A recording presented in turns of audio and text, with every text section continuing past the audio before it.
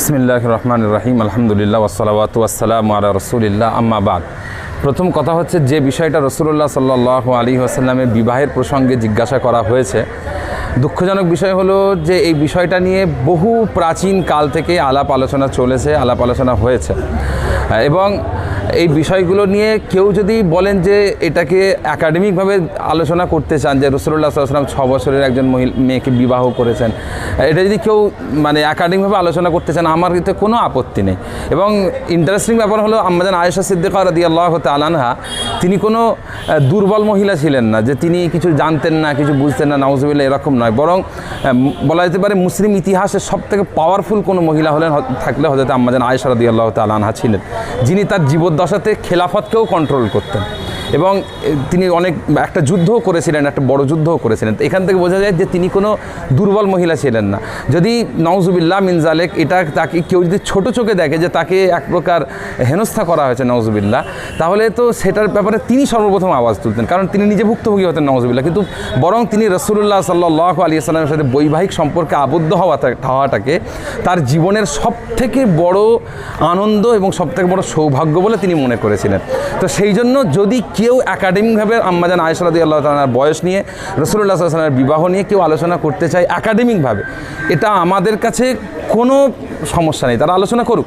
কিন্তু যদি কেউ এটাকে নিয়ে কুৎসা, এটাকে নিয়ে ঠাট্টা, এটাকে নিয়ে মস্করা করার চেষ্টা করে, তবে একটা কথা আমি এখানে বলবো যে সারা বিশ্বের বুকে মুহাম্মদ রাসূলুল্লাহ সাল্লাল্লাহু আলাইহি ওয়াসাল্লামের থেকে উত্তম আদর্শের মানুষ আর নেই, ঠিক আছে? সুতরাং তার ব্যাপারে এই যে কুৎসাগুলো, এইগুলো আমাদের মুসলিম সমাজকে নয়, এটা ভারতবর্ষের যে সাম্প্রদায়িক সম্প্রীতির যে উদাহরণ আছে সেই উদাহরণকে কালিমালিপ্ত করছে আমাদের।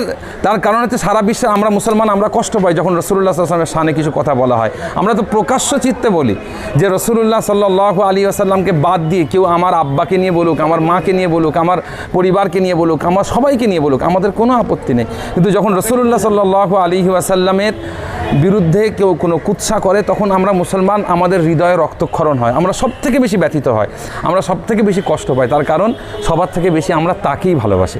তো সেই জন্য যখন কেউ তাকে কুৎসা করে, অ্যাকচুয়ালি সেটার মাধ্যমে তারা যেটা করছে সেটা হচ্ছে ভারতবর্ষের সাম্প্রদায়িক সম্প্রীতির যে ইতিহাস, যে ঐতিহ্য, সেই ঐতিহ্যকে তারা কালিমালিপ্ত করছে।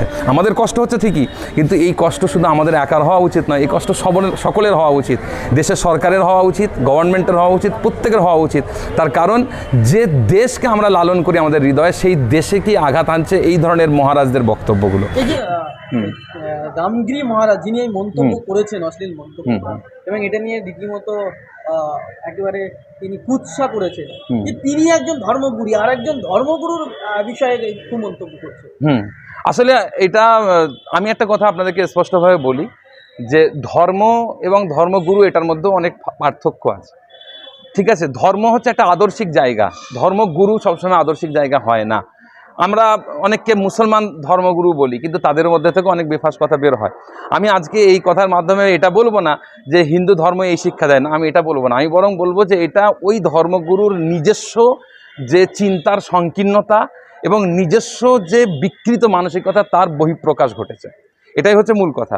এটা যে তার ধর্ম শিখিয়েছে এটা আমি বলবো না, বা ইসলামও এটা শেখায় বলে আমি এটা বলবো না। বরং ইসলাম আমাদেরকে শেখায় নিজের হৃদয়ের বিস্তারের কথা শেখায়, ইসলাম আমাদের প্রশস্ততার কথা শেখায়, এটা হচ্ছে বিষয়। আর একটা কথা আমি শেষে বলবো যে একজন বললেন বিধায়ক, যিনি বলেছেন মুসলমানদেরকে মসজিদ থেকে বের করে মারবেন, এর মাধ্যমে তিনি আসলে কাকে প্রশ্নবিদ্ধ করছেন?